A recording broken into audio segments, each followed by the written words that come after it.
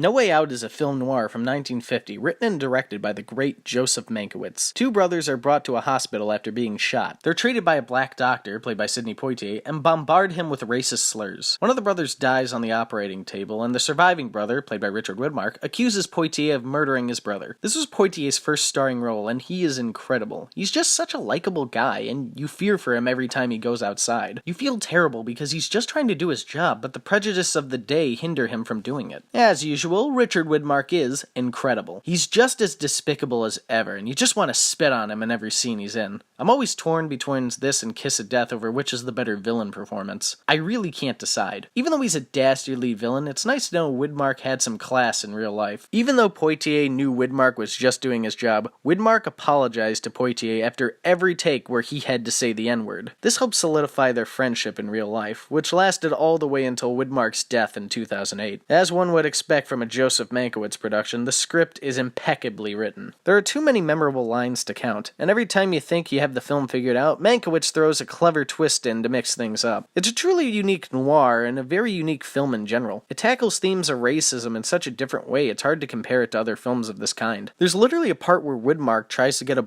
bunch of white people to storm a black neighborhood and terrorize its citizens. Yes, Widmark wants all these African American citizens to be punished for something they know nothing about. And the sad part is, back then, stuff like that happened all the time. It's nice to see that Mankiewicz delves into prejudice in such an honest way. He doesn't sugarcoat it, he lets the audience see how terrible hate is as a weapon. The film works so well, and I'm not sure why. It's a shame that this is one of Mankiewicz's lesser-known films, because it deserves more recognition. And honestly, out of all his films, this is my favorite.